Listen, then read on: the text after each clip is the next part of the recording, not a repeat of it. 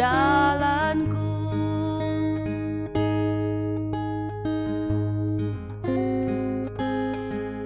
Yesus pegang erat tanganku, ku tak dapat hidup di luar kasih-Mu.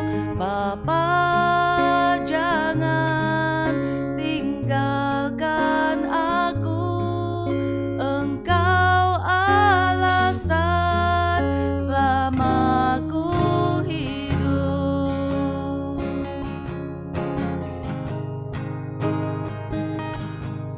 Kasih-Mu mengubah hidupku, Kau memilihku, selamatkan hidupku, semua karena cinta-Mu.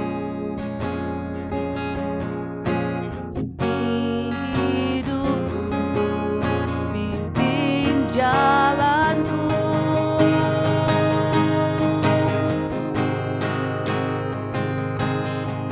Yesus pegang erat tanganku, ku tak dapat hidup di luar kasih-Mu. Bapa, jangan tinggalkan aku, Engkau alasan selama ku hidup.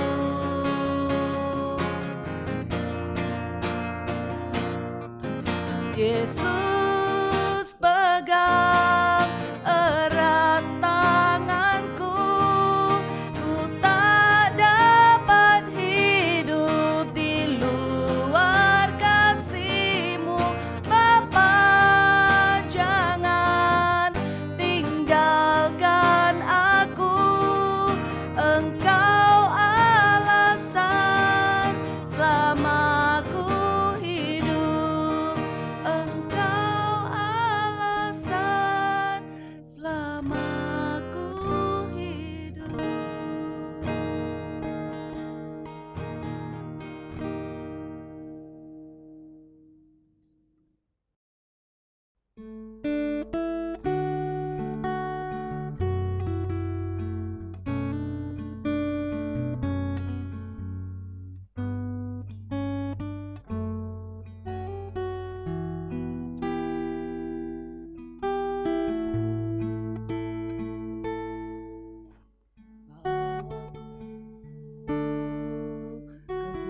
Kudus-Mu di tempat kediaman-Mu,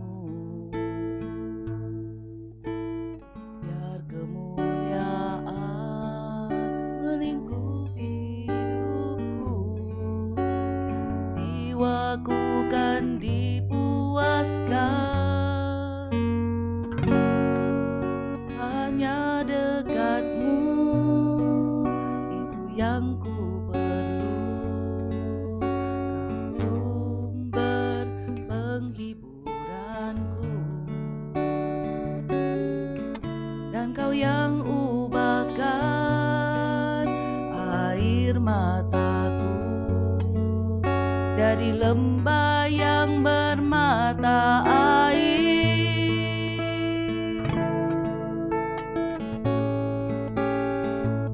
Sebab itu ku memuji-Mu, Engkau Allahku.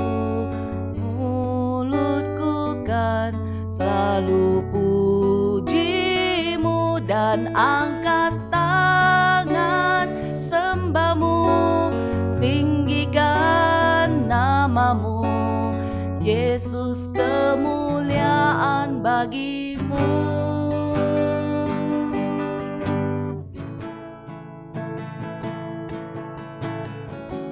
Bawaku ke gunung kudus-Mu, di tempat kediaman-Mu, biar kemuliaan melingkupi hidupku, dan jiwaku kan dipuaskan.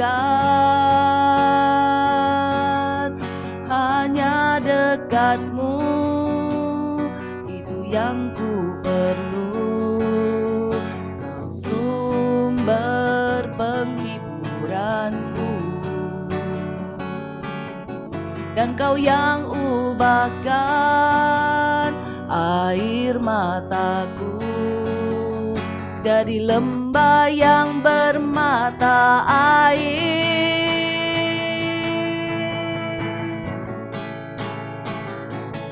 Sebab itu ku memuji-Mu, Engkau Allahku.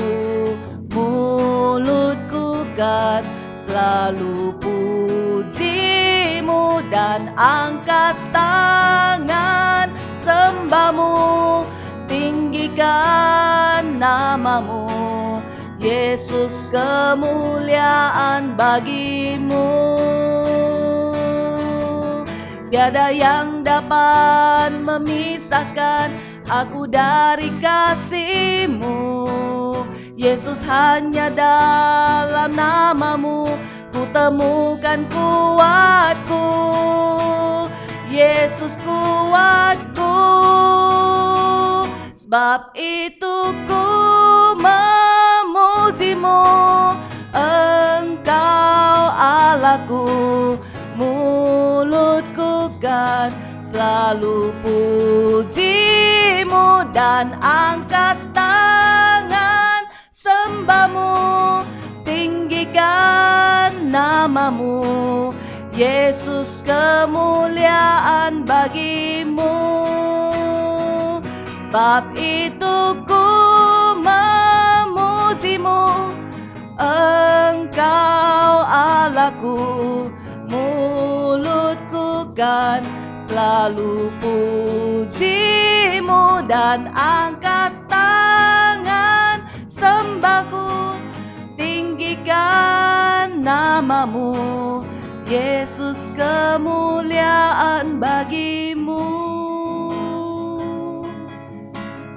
Yesus, kemuliaan bagi-Mu.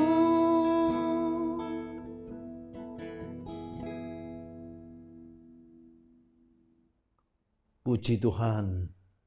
Yesus pegang erat tanganku. Ini adalah satu doa.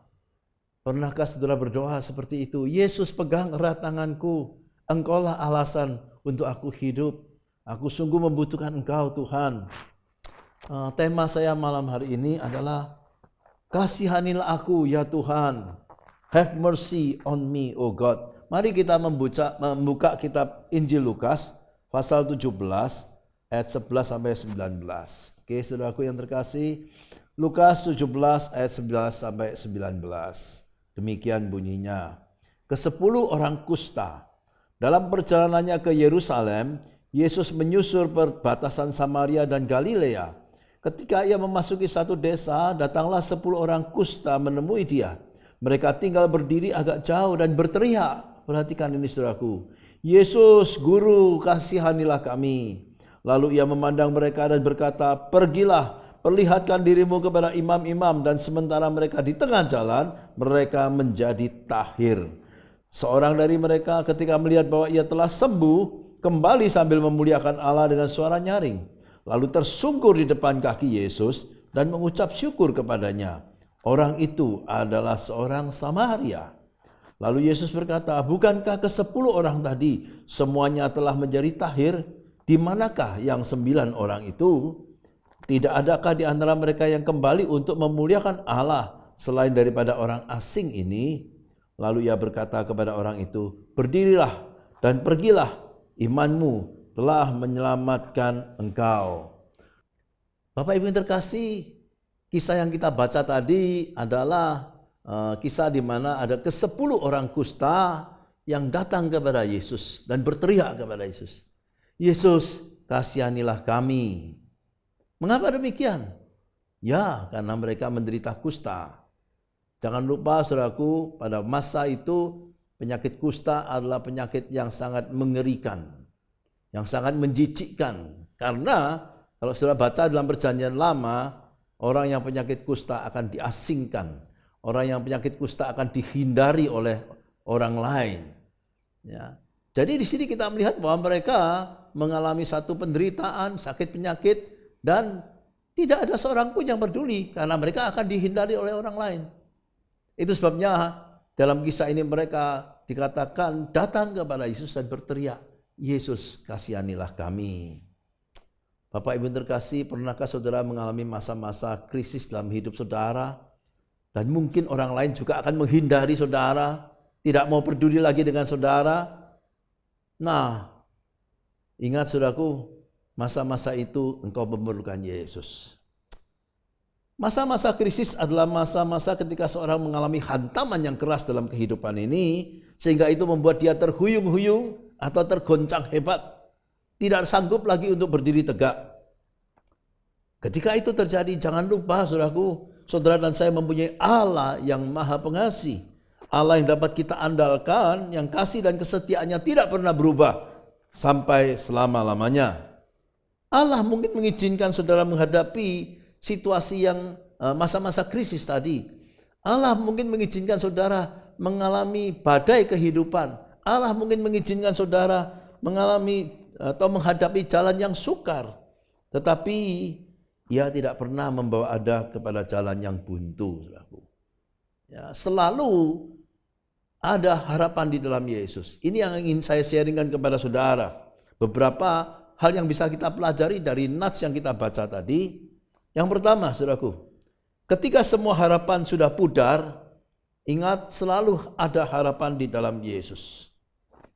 Mari kita kembali lihat ayat yang ke-12 dari ayat nats kita. Ketika ia memasuki satu desa, datanglah 10 orang menemui dia. Mereka tinggal berdiri agak jauh. Datanglah 10 orang menemui Yesus. Mereka tahu, mereka tidak ada harapan. Sekali lagi, sakit kusta adalah sakit yang mengerikan pada waktu itu. Tapi mereka datang kepada Yesus. Ya, bisa saja mereka sebelumnya sudah mendengar bagaimana Yesus mengadakan beberapa mujizat-mujizat. Orang sakit disembuhkan, orang kerasukan setan dipulihkan. Orang buta melihat, orang lumpuh berjalan. Oleh sebab itu mereka datang kepada menemui Yesus. Inilah satu langkah pertama yang tepat dari 10 orang kusta ini. Ketika semua tidak ada harapan, mereka menaruh harapannya kepada Yesus. Ini yang benar, saudaraku. Bagaimana keadaan saudara hari ini? Apakah saudara menghadapi situasi yang seolah-olah tidak ada harapan? Tidak ada harapan untuk dipulihkan kehidupan saudara. Ada satu jalan. Temui Yesus malam ini. Temui Yesus secara pribadi. Dan berteriaklah, Yesus kasihanilah aku. Saudaraku, hopeless atau tidak ada harapan adalah satu kata yang sangat mengerikan juga, ya. Karena itu berarti sudah tinggal tunggu waktu saja. Kalau orang sudah hopeless, berarti dia sudah tinggal tunggu waktu, saudaraku. Kalau itu berkenaan dengan sakit penyakit, maka itu berarti hanya tinggal tunggu waktu untuk selesai, bukan? Ya. Kalau itu berkenaan dengan bisnis, maka itu berarti tinggal tunggu waktu untuk closing. Kalau itu berkenaan dengan pekerjaan atau profesi, maka itu hanya tinggal tunggu waktu untuk di PHK. Ketika semua yang lain sudah hopeless, di dalam Yesus selalu ada harapan, saudaraku. Ya. Oleh sebab itu, jangan saudara malam ini mengatakan saya sudah hopeless. Karena orang yang paling menyedihkan adalah orang yang berhenti berharap. Selama Anda masih berpengharapan, selama Anda masih punya pengharapan, Anda dapat dipulihkan. Oke? Karena ketika Anda kehilangan harapan, maka sesungguhnya itulah krisis yang paling besar.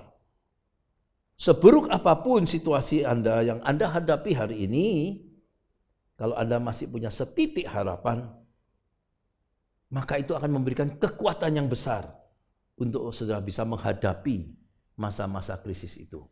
Akan merupakan satu kekuatan yang besar untuk saudara bisa melewati krisis dalam kehidupan saudara. Ya, ada satu kalimat bahasa Inggris yang tidak sengaja saya temukan, saudaraku, berbunyi demikian. Once you choose hope, anything is possible. Terjemahnya, seketika Anda memilih harapan, choose hope, ya, memilih harapan, maka segala sesuatu akan menjadi mungkin, saudaraku.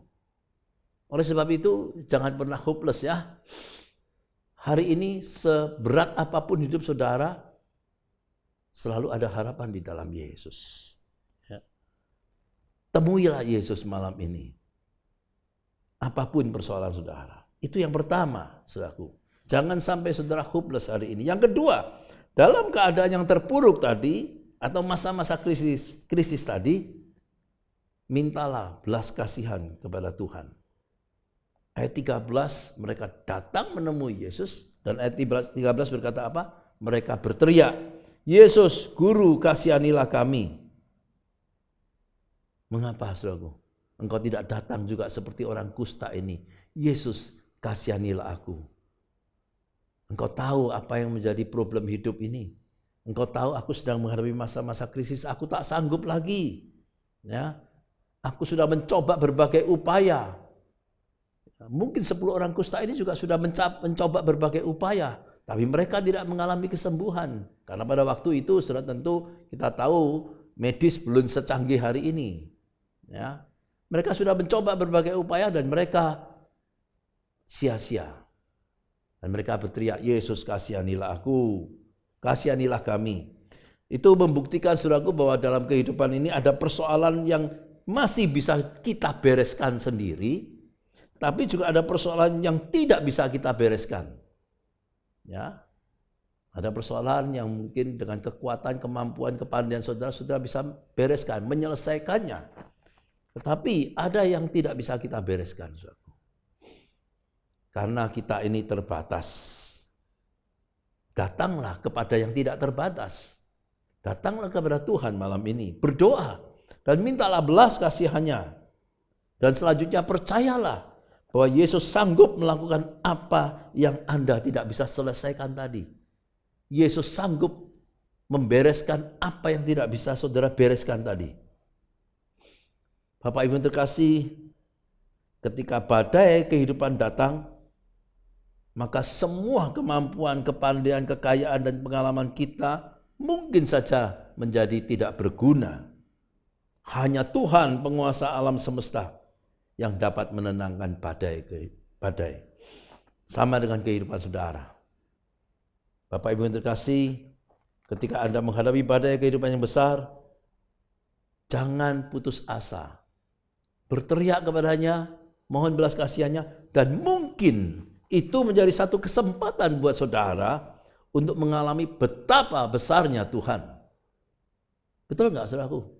Justru ketika menghadapi situasi yang tidak mungkin, kita mempunyai kesempatan untuk mengalami kuasa dan kebesaran Tuhan, bukan?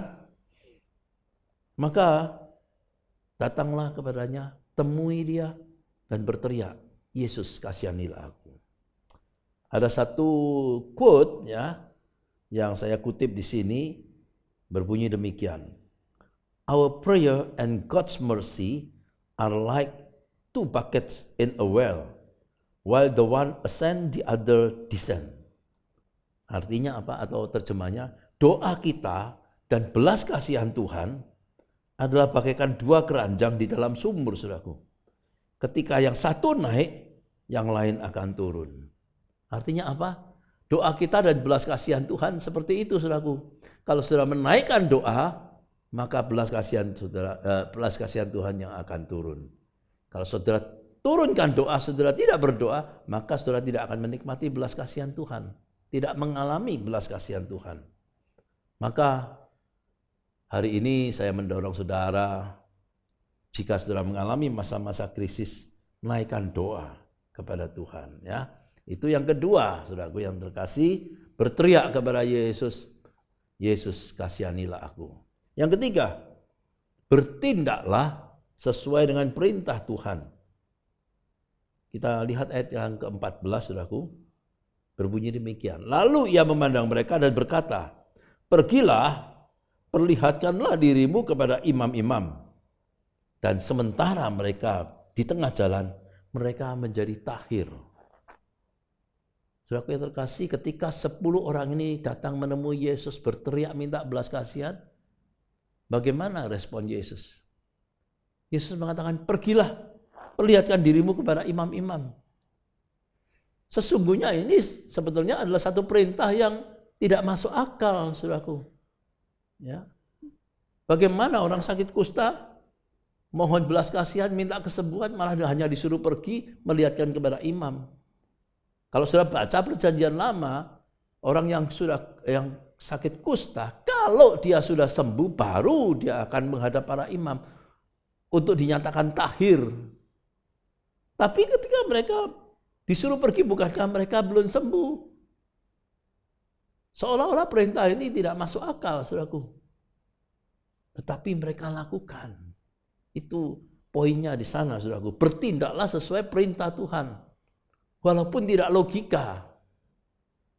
Ya. Kalau mereka masih kusta menghadap para imam, justru itu merupakan satu situasi yang tidak baik, bukan? Bagaimana? Seharusnya mereka dihindari kok tadi di depan. Tapi sekarang mereka disuruh menghadap para imam. Padahal mereka masih kusta pada waktu Yesus memberikan perintah.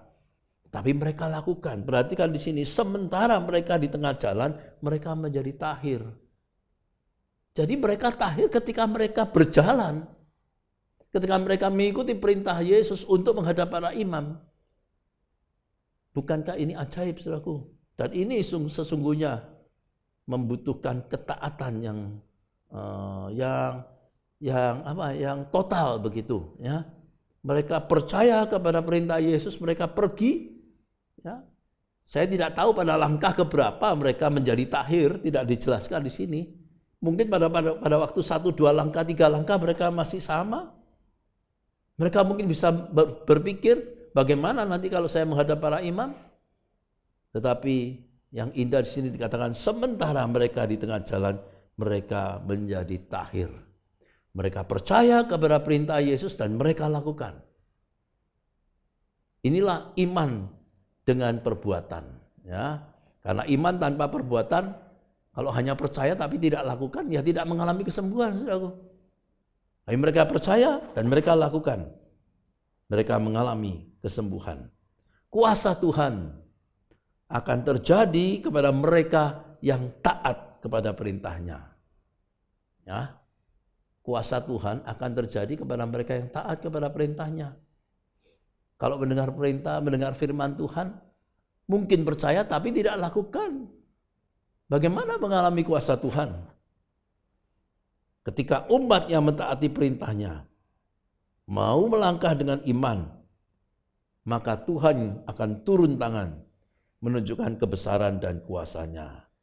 Bapak Ibu yang terkasih, Allah sanggup mengangkat seorang dari krisis seperti Allah mengangkat ke-10 orang kusta ini. Ditahirkan, disembuhkan, dipulihkan.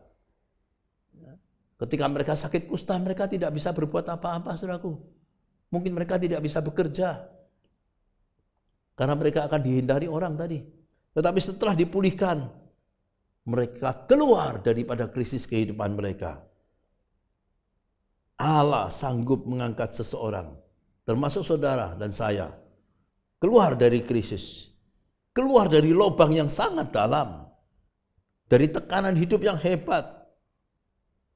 Dan semuanya itu akan mengalami pemulihan. Karena apa? Karena kepercayaan dan ketaatan. Trust and obey. Yang sepenuhnya kepada Tuhan. Cerita ini belum berhenti sampai di sini, saudaraku. Saya akan lanjutkan yang terakhir, yang keempat.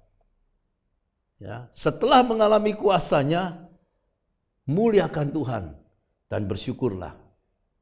Lihat ayat 15 dan 16, saudaraku. Berbunyi demikian. Seorang dari mereka ketika melihat bahwa ia telah sembuh, kembali sambil memuliakan Allah dengan suara nyaring. Lalu tersungkur di depan kaki Yesus dan mengucap syukur kepadanya. Orang itu adalah orang Samaria. Lalu Yesus bertanya, bukan di dalam bagian ini, mengapa hanya seorang yang kembali? Berapa orang yang disembuhkan? 10 orang. Tapi hanya seorang yang kembali. Mengapa hanya seorang? Di mana yang 9? Hanya seorang yang kembali memuliakan Tuhan dan mengucap syukur. Yang 9 setelah mereka disembuhkan, mereka lupa kepada Yesus. Mereka tidak kembali. Ya. Yang satu memuliakan Tuhan, yang 9 mungkin memuliakan diri sendiri. Aku sekarang sudah sembuh, aku sekarang sudah pulih. Ya. Yang satu orang tadi datang memuliakan Tuhan, datang kepada Yesus dan menyembah Dia. Yang 9 hanya mementingkan kesembuhannya. Yang 9 juga mencari berkat. Hanya satu yang kembali kepada pemberi berkat itu. Yang 9 melupakan Tuhan. Hanya satu yang mengingat untuk bersyukur. Saudara termasuk yang mana? Tentu saya berharap saudara dan saya belajar dari kisah ini. Kita seperti satu orang, bahkan satu orang ini orang Samaria. Yesus mengatakan orang asing. Ya, hanya satu orang Samaria yang kembali. Mari saudaraku, ketika kita sudah mengalami kuasa Tuhan, mengalami pemulihan, mengalami kebesaran kuasanya, kita kembali datang dan mengucap syukur. Ya. Ada banyak orang Kristen ketika masih biasa-biasa saja, dia berdoa dengan sungguh-sungguh kepada Tuhan, berdoa sungguh-sungguh, minta Tuhan menolong dia, minta Tuhan menyembuhkan dia, berdoa dan minta Tuhan memulihkan dia, atau minta Tuhan memberkati dia. Ketika doanya sudah dijawab, banyak orang Kristen lupa sama Tuhan, bukan? Seperti 9 orang ini. Ya, perbandingannya 1:9, saudaraku. Ya, menunjukkan mungkin ini mewakili banyak orang Kristen yang hari ini melupakan Tuhan. Setelah mengalami kuasa daripada Tuhan. Hanya satu yang kembali dan tersungkur di depan kaki Yesus sambil mengucap syukur. Saya tertarik dengan kata tersungkur, saudaraku di sana. Ya. Tersungkur ini menyatakan satu sikap penyembahan. Tersungkur ini menyatakan satu sikap mengakui akan kedaulatan dan kebesaran Tuhan atas dirinya. Dan tersungkur menyatakan satu sikap terima kasih. Terima kasih Tuhan. Ya. Dan perhatikan, Tuhan mencari orang yang seperti ini. Orang yang tahu bersyukur. Orang yang tahu berterima kasih kepada Tuhan. Ya. Karena Yesus berkata apa? Bukankah 10? Di mana yang 9? Artinya ditanya di mana yang 9 kok tidak bersyukur? Mengapa cuma satu yang kembali? Biarlah dari kisah ini kita belajar juga, saudaraku, ya. Untuk orang yang tahu berterima kasih kepada Tuhan. Jangan pernah lupakan Tuhan. Ingat baik-baik, saudaraku. Toleh ke belakang dalam hidup saudara. Betapa banyak kasih, kebaikan Tuhan sudah terjadi dalam hidup saudara. Berapa banyak doa saudara yang sudah dijawab oleh Tuhan. Berapa banyak Tuhan sudah menolong saudara melewati badai kehidupan. Dan sebagainya dan sebagainya. Ya. Berhentilah berdoa hanya meminta-minta. Tapi hari ini kita belajar berdoa bukan karena kita membutuhkan sesuatu. Tapi kita belajar berdoa karena kita mempunyai begitu banyak alasan untuk berterima kasih kepada Tuhan. Setujukah saudaraku? Ya, selesai firman Tuhan nanti saya akan mengajak saudara berdoa bukan untuk meminta-minta. Terlalu banyak kita sudah meminta-minta. Mari sekarang kita berdoa. Bagaimana doa kita? Terlalu banyak hal yang bisa menjadi alasan kita untuk berterima kasih kepada Tuhan, bukan? Oleh sebab itu, saya mau saudara sekarang mengambil beberapa menit. Sekali lagi bukan untuk meminta sesuatu, tetapi ingat betapa besar kasih Tuhan. Karya Tuhan dalam hidup saudara. Ambil waktu beberapa menit, mari kita bersyukur kepada Tuhan. Bersyukur untuk hal-hal yang kecil. Bersyukur juga untuk hal-hal yang besar. Bersyukurlah untuk semua hal. Hitung berkat Tuhan. Jangan menghitung masalah saudara. Amin. Kiranya Tuhan memberkati saudara. Dan sekali lagi, mari sekarang kita pakai beberapa menit. Kita berdiam diri. Masing-masing kita berdoa. Ya, saya memberikan saudara waktu. Renungkan kasih Tuhan. Kebaikan, kemurahan. Karya Tuhan.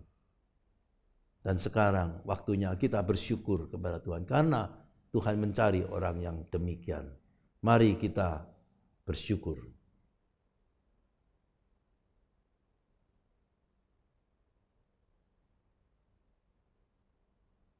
Tuhan, kami yang ada di sini juga bersama dengan saudara-saudara kami yang mengikuti acara ini di rumah masing-masing.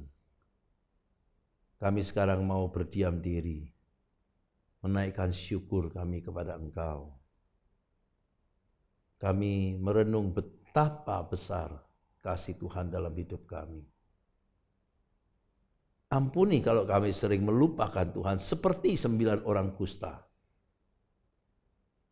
Kami mau hari ini menjadi satu orang yang kembali kepada Engkau Tuhan. Terima kasih, terima kasih. Terima kasih untuk kehidupan yang Tuhan berikan sampai hari ini. Terima kasih untuk kesehatan yang Tuhan berikan sampai hari ini. Terima kasih untuk kesempatan pekerjaan yang Tuhan berikan sampai hari ini. Terima kasih juga untuk kecukupan sampai hari ini. Pemeliharaan Tuhan yang ajaib. Kasih setia Tuhan, terima kasih.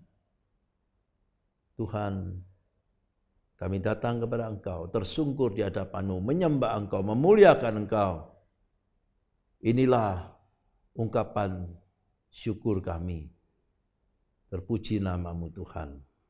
Demi nama Yesus kami doa. Amin. Dan sekarang, sebagaimana biasa, izinkan saya berdoa untuk saudara. Mungkin ada di antara saudara sedang mengalami seperti ke-10 orang kusta ini. Ya, pada waktu itu mereka merasa tidak ada harapan. Mungkin ada di antara saudara yang sedang menghadapi badai kehidupan, persoalan ini. Dan saudara merasa tidak ada harapan. Hari ini, mari kita datang menemui Yesus melalui doa kita. Kita akan berdoa, saudaraku, ya. Saudara yang juga mengalami sakit penyakit, mari kita berdoa. Minta jamahan Tuhan, minta belas kasihan Tuhan seperti 10 orang kusta ini berteriak, Yesus kasihanilah kami. Mari kita minta belas kasihan Tuhan. Kiranya Tuhan menyembuhkan saudara. Ya. Hanya Tuhan yang menyembuhkan, saudaraku. Saya hanya mendoakan saudara, oke?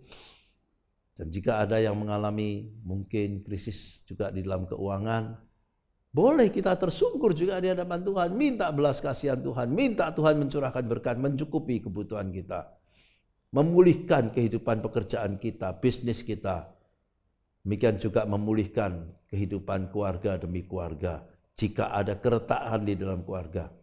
Mari saudaraku, saya ajak saudara berdoa bersama-sama. Saya berdoa dari sini, saudara berdoa di rumah masing-masing. Kita sehati berdoa, percaya Tuhan mendengar. Mari kita berdoa.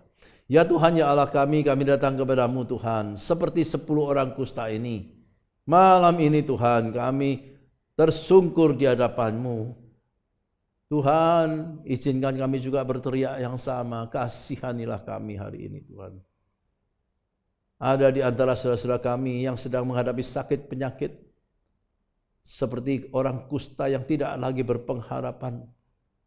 Oh Tuhan, mungkin mereka tergeletak di rumah sakit, atau mereka sedang menjalani satu proses medis yang panjang. Ada yang mungkin sedang menjalani kemoterapi, atau Tuhan mereka yang sedang menghadapi banyak sakit penyakit yang lain, yang sangat berat. Tuhan, kami malam ini berteriak, kasihanilah kami ya Tuhan. Kiranya Tuhan kuasa-Mu turun. Jika ada di antara kami yang membutuhkan mujizat, kiranya Tuhan Kau menyatakan itu. Sehingga ada orang mengalami kesembuhan pada malam ini Tuhan. seberapa yang Tuhan izinkan menghadapi sakit penyakit, kiranya Tuhan Kau juga menurunkan belas kasihan-Mu pada malam ini, memberikan kesembuhan. Mereka yang menghadapi mungkin kesulitan, tantangan di dalam situasi ekonomi dunia yang makin goncang ini, Tuhan tolonglah pulihkan kembali Tuhan. Berikan juga hal yang sama, belas kasihan-Mu turun. Jika mereka sudah bekerja keras, sudah berusaha, Tuhan berikanlah belas kasihan-Mu. Kami yakin Kau sanggup memberkati dengan berbagai macam cara Tuhan. Jika ada di antara kami, di antara saudara-saudara kami yang sedang menghadapi keretakan di dalam keluarga, Tuhan, kami tetap percaya kehendak-Mu yang terbaik akan terjadi. Jika boleh Tuhan, pulihkan satu persatu Tuhan. Pulihkan Tuhan keluarga demi keluarga. Dengan cara Tuhan, jika ada yang sedang menghadapi keputusasaan, sedang menghadapi situasi stres dan depresi yang berat, Tuhan, malam ini berikanlah damai sejahtera-Mu turun atas mereka. Damai sejahtera yang melampaui segala akal, damai sejahtera yang melampaui segala situasi. Terima kasih Tuhan. Dengan hati yang tulus kami datang kepadamu seperti 10 orang kusta ini. Kasihanilah kami, ya Tuhan. Dalam nama Yesus kami doa. Amin. Baik Bapak Ibu yang terkasih, kita akan kembali memuji Tuhan. Ya, satu pujian penutup pada malam hari ini. Kami kembali kepada Yanti dan Brian. Silakan untuk memimpin kita semuanya di dalam puji-pujian.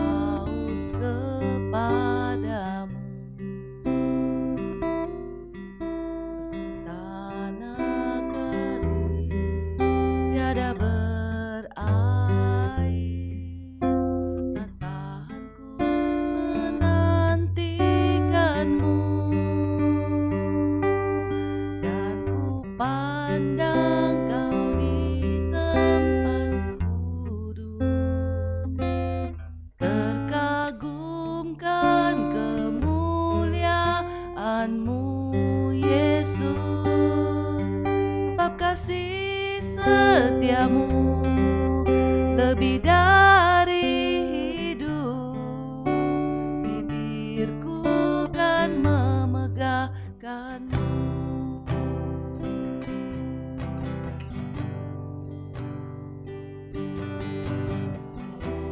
Engkaulah rinduku,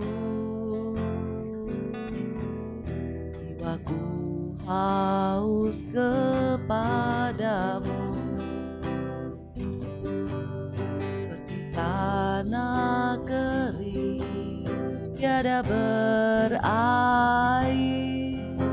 Tak tahan ku menantikanmu, dan ku pandang kau di tempat kudus, terkagumkan kemuliaan-Mu Yesus, sebab kasih setiamu lebih dari hidup, bibirku kan memegahkanmu, dan ku pandang kau di tempat kudus, terkagumkan kemuliaan-Mu Yesus, sebab kasih setiamu lebih dari hidup, bibirku kan memegahkanmu. Sebab kasih setiamu lebih dari hidup, bibirku kan memegahkanmu. Sekarang buka hatimu, tadahkan tanganmu, terimalah berkat Tuhan. Kiranya berkat kasih dari Allah Bapa yang limpah-limpah, damai sejahtera, anugerah Tuhan Yesus Kristus melampaui segala situasi pergumulanmu, masa-masa krisismu hari ini. Penyertaan, pemeliharaan, perlindungan, kekuatan, penghiburan dari Allah Roh Kudus turun atasmu, setiap orang yang ada di tempat ini, setiap orang yang mengikuti secara online di rumah masing-masing, mulai malam ini sampai selama-lamanya. Amin.